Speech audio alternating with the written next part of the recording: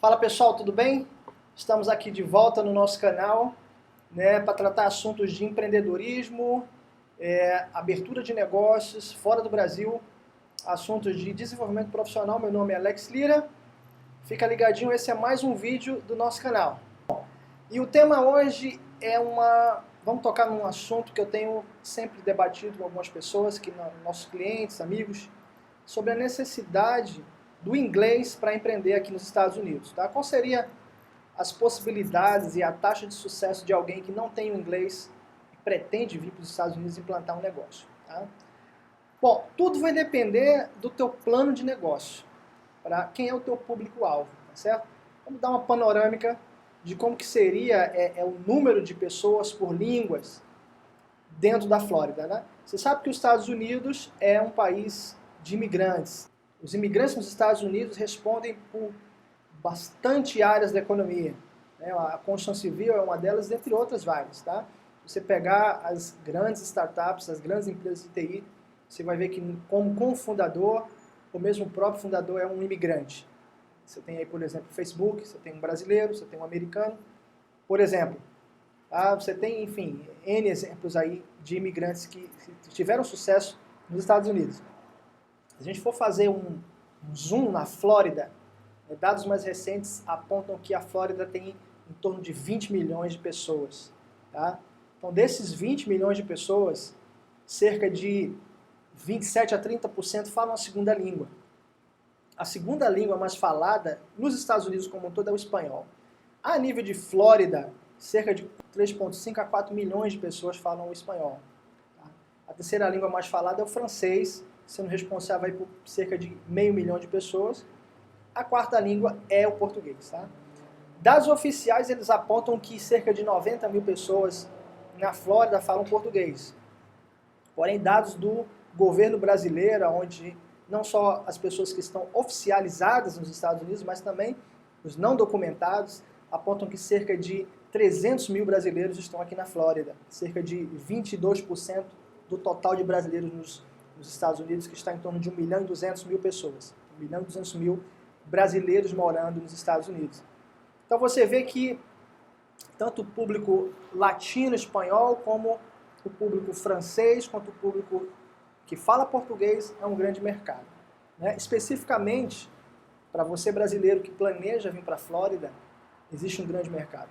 Né? É fato hoje, não é novidade, que existe uma onda imigracional vindo do Brasil para os Estados Unidos. As pessoas estão preocupadas com a situação do país, com o futuro do país, com a sustentabilidade dos seus negócios, e estão procurando vir para cá, para abrir negócio, para estudar, para passar um tempo.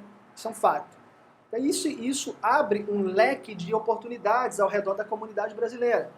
Você vê que 300 mil pessoas precisam comprar casa, comprar carro, né, serviços em geral, né, serviços de imigração, serviços de abertura de novos negócios, e tudo que vem ao redor disso. O dia a dia é o cabeleireiro, é o lava-carro, é o mecânico, tá? É o supermercado, é a padaria. De fato, existe uma rede de comércios e empresas para brasileiro, pessoas que falam português. Então, o mercado está aberto e em ascensão.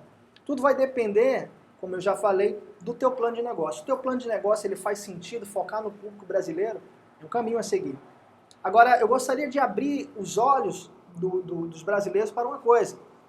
Se você focar um pouco no espanhol, você imagina que de um público de 300 mil na Flórida inteira, você vai focar quase 4 milhões de pessoas.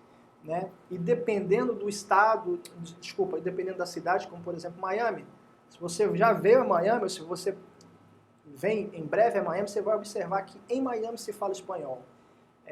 E não é difícil encontrar alguém que só fala espanhol, não fala inglês. Alguns bairros aqui da Flórida, principalmente na área de Miami, como Little Havana, é predominantemente espanhol. Tá? Então, assim, é uma língua próxima ao português, e às vezes se você fizer um esforço maior antes de vir para cá e adquirir um conhecimento no espanhol, vai te abrir muitas portas, vai te dar um leque de oportunidades. Tá? Então, assim, faz sentido. Não tenho inglês, não tenho espanhol, quero vir. Qual é o teu plano de negócio? Qual é o teu produto? Dependendo, faz todo sentido. Né? Eu costumo dizer que o brasileiro ele é muito exigente. Nós, brasileiros, nós somos exigentes. Né? Eu já morei em alguns estados do Brasil, Rio, São Paulo, e a gente sabe que é ser bem atendido. A gente sabe que as grandes empresas brasileiras, elas sabem atender bem o cliente. Morei já na Irlanda, alguns de vocês já conhecem a minha história. Dinamarca, já passei por N países, e a gente percebe que o customer service, o atendimento ao cliente, deixa a desejar em alguns países. E realmente o brasileiro, ele sabe, ele tem aquele calor, aquele atendimento que faz a diferença na hora de você implantar o teu negócio aqui em outro país, como no caso dos Estados Unidos. Mas sem menosprezar a importância do inglês, tá? O inglês é a quarta, né, língua mais falada do mundo, depois logicamente, do chinês, do arábico, do hindu, vem o inglês, seguido de perto do espanhol. Quase 500 milhões de pessoas no mundo falam inglês. E se você pegar o número de países, 101 países falam inglês. O espanhol é cerca de 36 países, o português apenas 12 países. Então você vê que se você se restringir ao português, você tá preso, você não vê oportunidades. O inglês, ele é o idioma dos negócios. Hoje, se você for à China e falar inglês, você faz negócio. Se você for à Alemanha e falar inglês, você faz negócio. Se você for à França e falar inglês, você faz negócio. Eu saí do Brasil em 2014, alguns de vocês conhecem a minha história, para aprender inglês. Passei 1 ano e meio, parei a minha carreira e me dediquei a esse projeto de falar inglês, porque eu percebia que estava perdendo oportunidades. Tá? E eu vou falar para você que foi um preço caro, mas muito bem pago, faria isso 10 vezes. Era gerente de projetos no Brasil, cheguei lá, meu primeiro emprego foi no fast food. E participei de outros tipos de trabalho mais simples até que o meu inglês evoluísse. E eu vou falar para você que para uma pessoa que morou a maior parte da vida no Nordeste, passei 20 e poucos anos no Nordeste, me formei na Universidade Federal do Rio Grande do Norte, depois fui para morar no Rio, onde morei 4 anos antes de sair do Brasil. Trabalhei muito ao redor do Brasil como gerente de projetos, fazendo obras enfim, projetos por todo o Brasil. Eu posso falar para você que nunca imaginei trabalhar na ONU. E foi algo que aconteceu comigo. Trabalhei 1 ano na ONU, na Dinamarca, por causa do inglês. Se eu não tivesse inglês, essa porta não teria se aberto para mim de jeito nenhum. Então, 1 ano é onde eu pude me comunicar em inglês com pessoas do mundo todo. E morar na Dinamarca, um país de língua dinamarquesa. Mas Copenhague, que é a capital, 95% da população fala inglês. Eu brinco, às vezes a gente brincava, eu e minha esposa, inclusive até os mendigos falavam inglês. Mas assim, o inglês é uma língua que te conecta. Aqui na Flórida, por exemplo, um dos motivos pelo qual eu me mudei para os Estados Unidos era que eu tinha a língua inglesa. Então, aliado ao português que me ligaria com a minha comunidade brasileira, aliado com a facilidade do espanhol, o inglês seria o meu diferencial. Porque se eu venho aqui para a Flórida, eu tento fazer negócio com um chinês, ele fala inglês, eu vou fazer negócio com ele, eu vou fazer negócio com o russo. E com qualquer outra nacionalidade que o inglês seja o nosso ponto em comum.